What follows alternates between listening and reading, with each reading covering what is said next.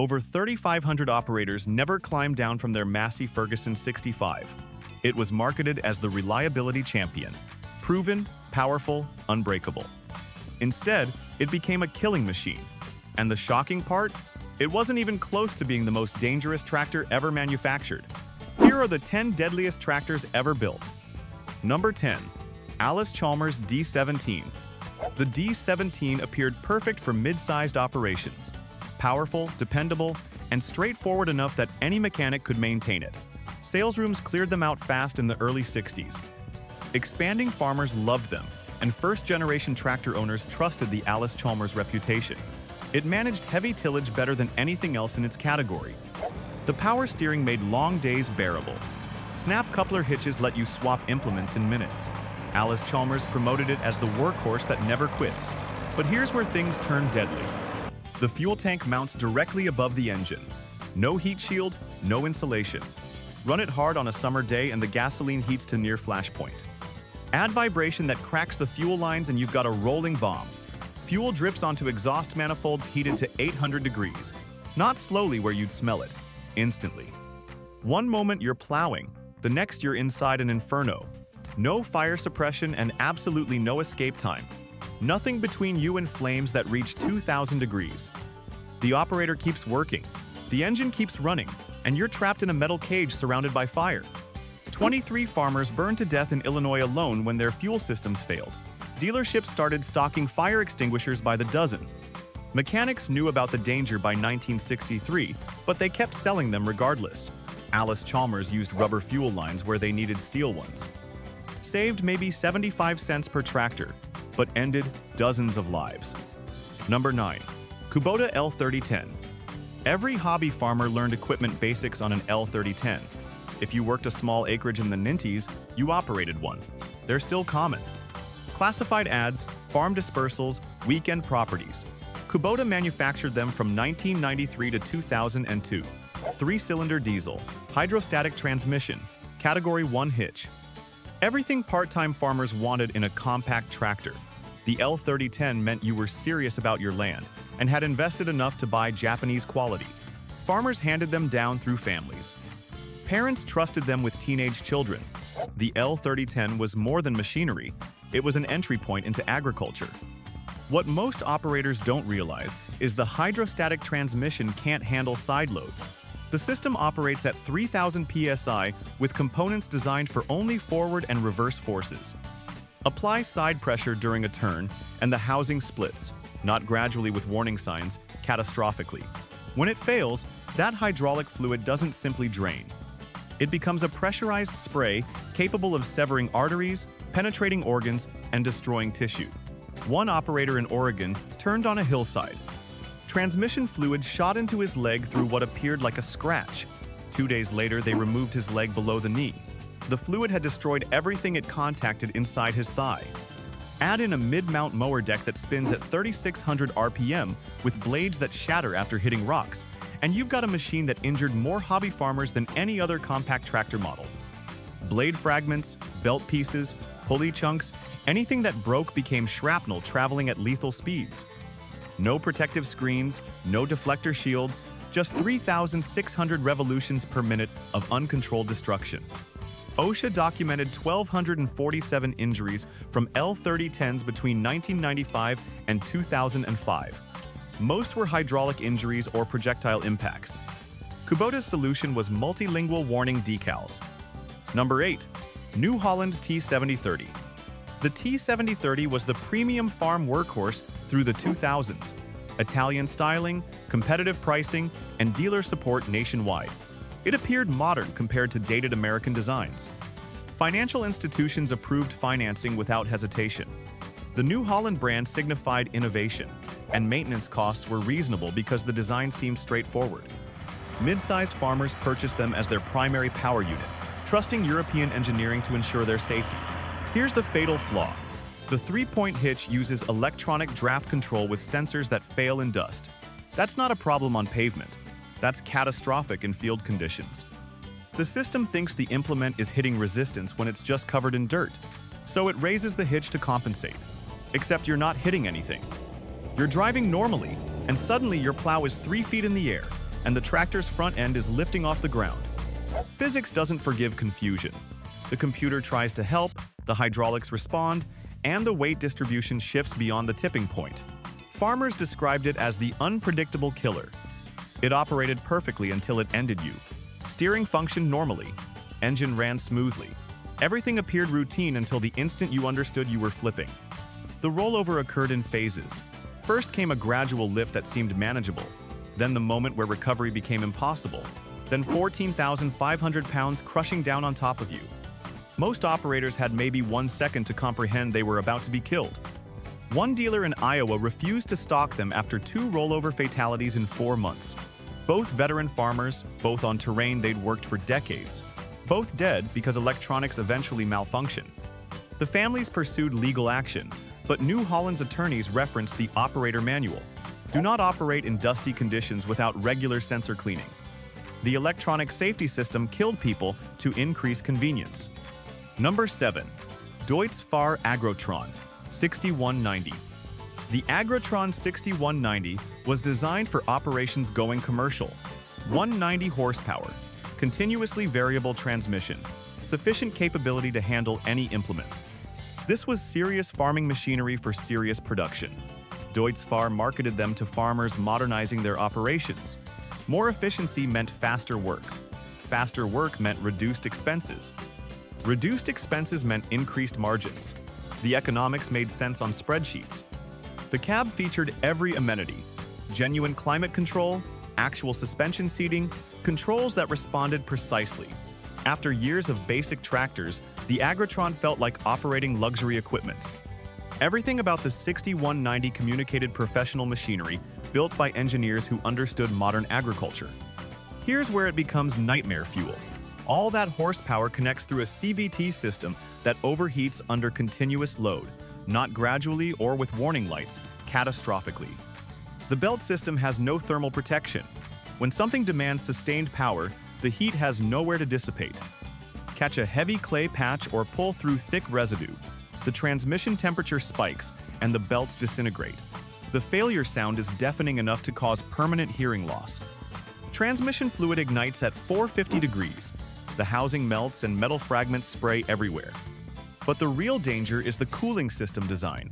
The radiator sits behind the cab, pulling air through the engine compartment. Sounds logical until you understand it's pulling exhaust fumes, hydraulic mist, and any airborne chemicals directly past the cab air intake. The ventilation system has no filtration worth mentioning. You're breathing whatever the engine produces, whatever the hydraulics release, whatever you sprayed in the field that morning. Deutz Fahr understood the transmission vulnerability. They understood the air quality problem. They issued a service bulletin in 2007 after 18 transmission fires injured 9 people. The fix was a cooling system flush and instructions to avoid sustained heavy loads. The fundamental engineering never changed. They simply stopped importing them to North America and focused on larger models with identical design philosophy. Number 6. Zetor 5211. Zetor advertised the 5211 as their dependability breakthrough. Mechanical simplicity, proven drivetrain, affordable rollover protection. Every promotional material emphasized rugged reliability. Distributors promoted them aggressively starting in 1987. The marketing succeeded and farmers purchased them, believing Zetor had perfected basic tractor design. Lenders offered favorable terms for simple tractors. Insurance providers reduced premiums. Everyone accepted Zetor's reliability narrative. The 5211 delivered adequate power, straightforward transmission, and basic features. This was supposed to be farming's practical solution. What they didn't mention is that the clutch assembly uses asbestos friction material under enormous pressure. Work it normally, and microscopic fibers shed into the air. The transmission tunnel channels them directly into the operator's face.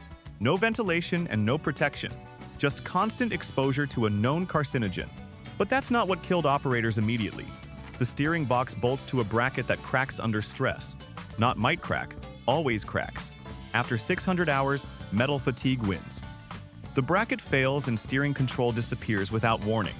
One instant you're guiding the tractor, the next you're a passenger watching where physics takes you. The brake system doesn't help. Single-circuit wet brakes that fade when heated. Apply them on a decline and they feel functional. Pedal pressure seems normal. Pedal travel appears correct. Everything suggests the brakes are working. Except you're not slowing down. You're accelerating with gravity, and the brake pads are floating in superheated oil doing absolutely nothing. Farmers drove them through buildings thinking they were stopping. Long slopes were execution sentences. You'd brake to manage descent speed. The pedal felt responsive. The tractor kept gaining velocity. By the time you recognized the brakes had failed, momentum controlled your fate. Zetor knew about the steering failures by 1981. They never issued a recall for existing models, never warned farmers who already owned them. They simply reinforced the bracket on newer production and abandoned the rest to discover it through experience. Number 5. Valmet 702. The Valmet 702 arrived in America during the 70s when farmers needed affordable power and Finnish engineering meant robust, simple, and economical. 1/3 less expensive than domestic tractors with comparable capability. Importers presented them as field-tested technology. If they functioned in Scandinavia, they'd function anywhere. The direct injection diesel was nearly indestructible. The transmission offered sufficient speeds. For budget-conscious farmers, the value proposition was compelling. The 702 represented sensible engineering executed properly. Heavy construction, basic systems, no unnecessary features. This was farm equipment built for labor, not luxury. Here's what importers concealed. The electrical system operates on positive ground with the battery negative terminal connected to the frame. Sounds technical until you understand most implements, tools, and equipment in America use negative ground. Connect anything with a standard ground and you're creating a direct short through whatever's between them. Usually that's you. The power takeoff coupling is worse. It uses a metric spline that almost fits standard North American implements. Almost. You can force the connection, and it'll work for maybe 20 minutes. Then the mismatched splines shear under load. Half a ton of rotating implement separates from the tractor at 540 RPM. No gradual failure, instant separation. The implement continues spinning while flying toward whatever's behind the tractor. Usually that's buildings, vehicles, or other people. The hydraulic remotes use different pressure specifications than American systems. Connect a standard cylinder and it works initially. Then seals designed for 2,000 pounds per square inches face 2,500 pounds per square inches from the Valmet pump. They blow without warning, and hydraulic fluid cuts through anything nearby like a pressure washer loaded with acid. One dealer in Wisconsin made customers sign acknowledgement forms before delivery. He imported 31 Valmet 702s and attended 6 funerals. The profit margin wasn't worth the moral burden. Valmet never recalled anything. When they exited the North American market, all support disappeared. American lawyers couldn't pursue a company that had withdrawn completely. Valmet 702s are still operating, still shorting electrical systems, still separating implements, and still injuring farmers. Number 4. Mahindra 6520. Mahindra promoted the 6520 as the value tractor. More capability per dollar than anyone else offered. Modern features, proven reliability, and comprehensive warranty coverage. It sold consistently through the 2010s as farmers sought economical options. Red paint meant agricultural heritage. The engine was smooth enough, and everything about the 6520 suggested progress in affordable tractor manufacturing. Four-wheel drive helped with traction. Shuttle transmission simplified direction changes. The 6520 was everything economy tractors should be. At least that's what the marketing promised. What ended operators was the front axle design that uses plastic bushings in the pivot points. Plastic. In components supporting 3,500 pounds plus whatever front implements you're running, work in freezing conditions and those bushings become brittle. They don't wear gradually where you'd notice increasing play. They shatter completely. One moment you have articulated steering. The next, the front axle is connected by hope and inertia. No warning and no partial failure. One instant you're steering normally, the next you're not steering at all. Just momentum and terrain controlling where you travel. The loader mounts make it catastrophic. The subframe bolts to those same pivot points that just lost their bushings. Now you're operating a front loader attached to an axle that's no longer secured properly. Lift a full bucket and the weight shifts everything forward. The loader, the bucket, the load, and the entire front axle assembly can separate from the tractor. Mechanics started refusing loader installations after 3 front axle separations in a single county. All experienced operators, all performing routine work. All surviving only because the failures happened at low speeds. Mahindra knew about the bushing failures by 2013. They didn't recall until 2016. 3 years, 89 injuries.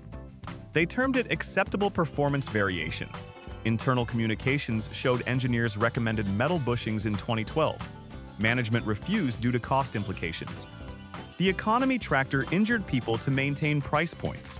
Parts distributors still sell plastic replacement bushings because they're cheaper, and customers request the least expensive option.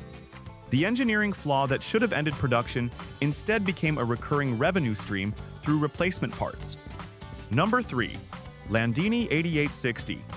The 8860 was Landini's premium offering. Italian engineering, enclosed operator station, and sufficient power for commercial operations. Farmers appreciated working protected from weather. The cab maintained warmth in winter, coolness in summer, and quiet enough for radio reception. Landini marketed it as the professional's selection. Comfort enabled productivity. Productivity enabled profitability. The 8860 delivered both in a package that represented farming's future. The cab appointments were genuinely impressive. Actual heating, legitimate sound dampening, windows that sealed against dust and precipitation. After decades of open tractors, the 8860 felt like premium equipment. Here's the lethal reality. The hydraulic reservoir vents inside the cab to prevent moisture contamination. Sounds reasonable until you understand hydraulic fluid contains additives that vaporize at operating temperature. Engine running, windows sealed, heater operating, you're inhaling vaporized hydraulic additives. The chemicals accumulate in enclosed spaces faster than ventilation can clear them. First comes throat irritation you attribute to dust. Then respiratory discomfort you blame on seasonal allergies. Then neurological symptoms that include confusion, vision problems, and coordination loss while operating 16,000 pounds of machinery. The cab pressurization system makes it worse. It's designed to keep dust out by maintaining positive pressure inside, except it's pulling air from the engine compartment where hydraulic mist is densest. The ventilation fan distributes contaminated air throughout the cab faster than natural circulation would. One operation in California lost 2 operators the same season. Both were discovered disoriented in their 8860s. Both tractors were still operating. Both men showed elevated levels of petroleum distillates in their bloodwork. Landini's solution was a ventilation upgrade kit and instructions to operate with windows partially open. The instructions assumed operators would remember to ventilate while working. They didn't. The comfortable cab that sold tractors also poisoned the people who purchased them. The very feature that made long days bearable was slowly causing organ damage with every hour of operation. Dealers never mentioned the ventilation requirements during sales presentations.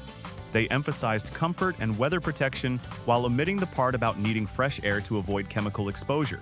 Number 2. Ursus C385. Ursus marketed the C385 as the workhorse tractor. Maximum durability, minimum complexity, and affordable pricing. More capability per dollar than Western competitors. It sold steadily through the 80s as farmers upgraded from obsolete equipment.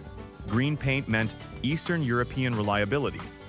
The engine produced adequate power, and everything about the C3 suggested functional design executed competently. Differential lock assisted with traction. Dual remote hydraulics operated while moving. The C385 was everything basic tractors claimed to be. What killed farmers was the final drive housing that's made from cast iron with inadequate thickness. Work them continuously and they flex under load. Not visibly where you'd see cracks forming. Internally.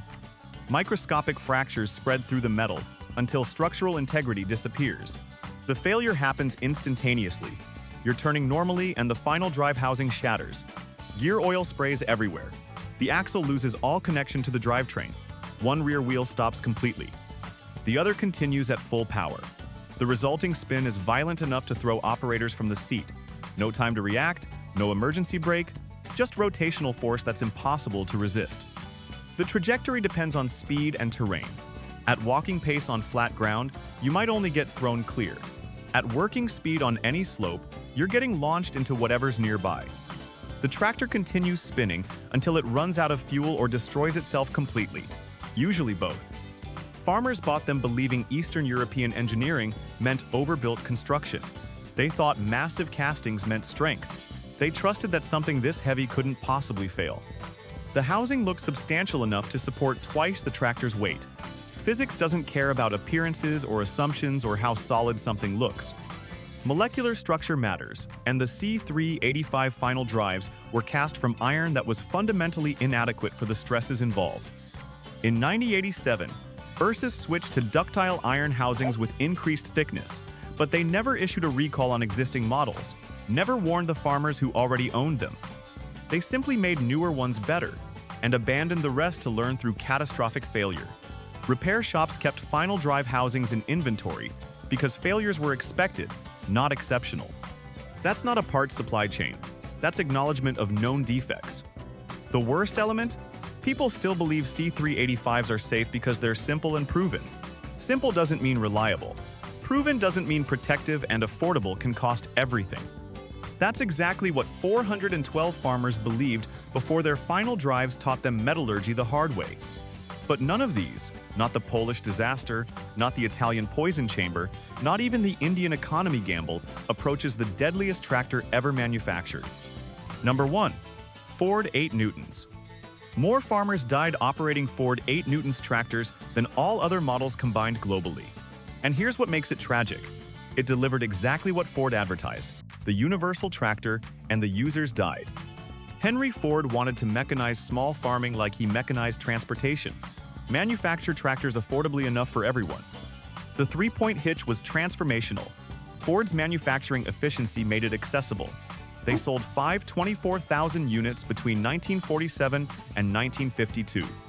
Every small farm needed one. The price was appropriate. The engineering functioned. The Ford brand guaranteed quality. The three-point hitch revolutionized agriculture. Before the Ferguson system, farmers used manual labor and mechanical advantage to control implements. Now, one operator could accomplish work that previously required teams. Livestock could be retired, labor costs dropped, and small farms could finally compete. The 8 Newtons democratized farming in ways nothing else had. Here's why it became a memorial. The Ferguson system created what operators called the flip zone. When an implement contacted something immovable, the force transmitted directly through the three-point hitch and the tractor rotated backward. The implement went down, the tractor went up. Elementary physics with fatal consequences. Contact a stump with your plow or catch your harrow on bedrock, and the Ferguson three-point hitch channels that force directly into the rear axle. The 8 Newtons weighs 2,500 pounds, and in under a second, it flips rearward. Ford's engineering amplified the problem. The tractor sat 12 inches lower than competitors with a narrow 48-inch stance and a compact wheelbase that concentrated weight behind the rear axle. Stable on level ground, but the optimal configuration for deadly rollovers. The flip occurs rapidly. Front wheels elevate, the center of gravity shifts, and then the entire machine descends on the operator. Phase 2 requires maybe half a second. Insufficient time to dismount, barely enough time to comprehend. No rollover protection, no operator retention, nothing between you and 2,500 pounds of descending steel. The real tragedy is that it's continuing currently. The same 8 ends sold at auctions and estate dispersals keep killing farmers 70 years later. They're everywhere. Small farms, hobby acreages, restoration projects, people buy them thinking they're getting reliable vintage equipment. They're actually purchasing the statistically deadliest tractor ever manufactured.